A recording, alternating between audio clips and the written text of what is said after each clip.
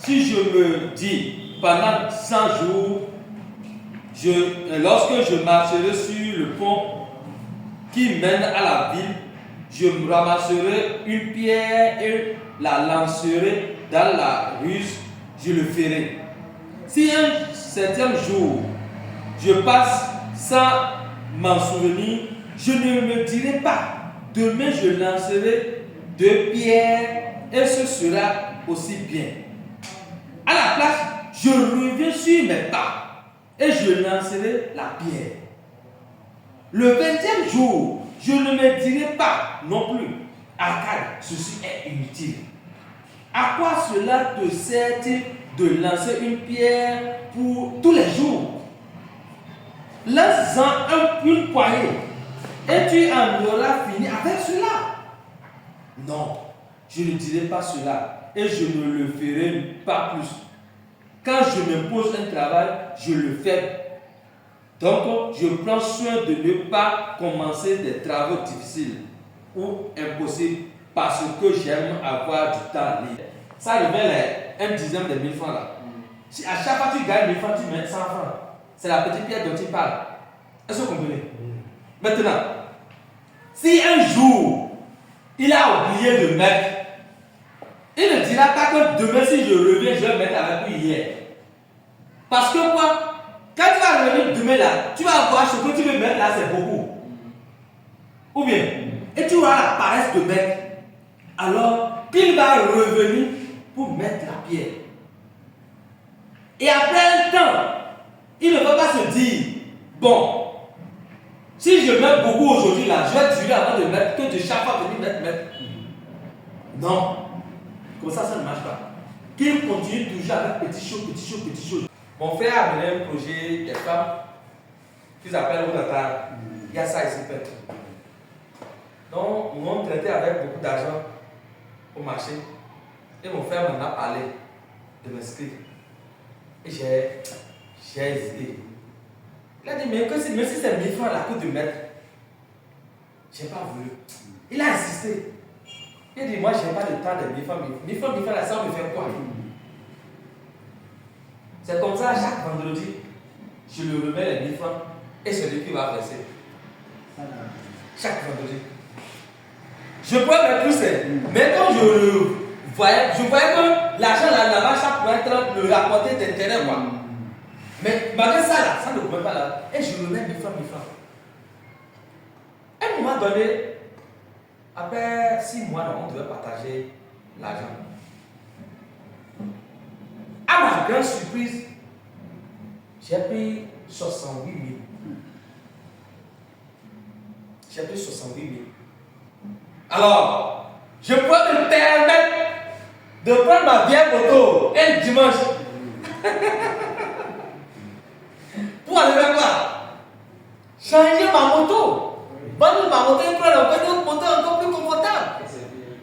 Mais je me suis rappelé de Arcade. Ne mange pas les enfants de tes esclaves. Alors, j'ai pris l'argent et j'ai mis ça dans mon métier. J'ai acheté des matériaux pour ça avec. Et ceci, ça m'a encore apporté d'argent dans mon métier.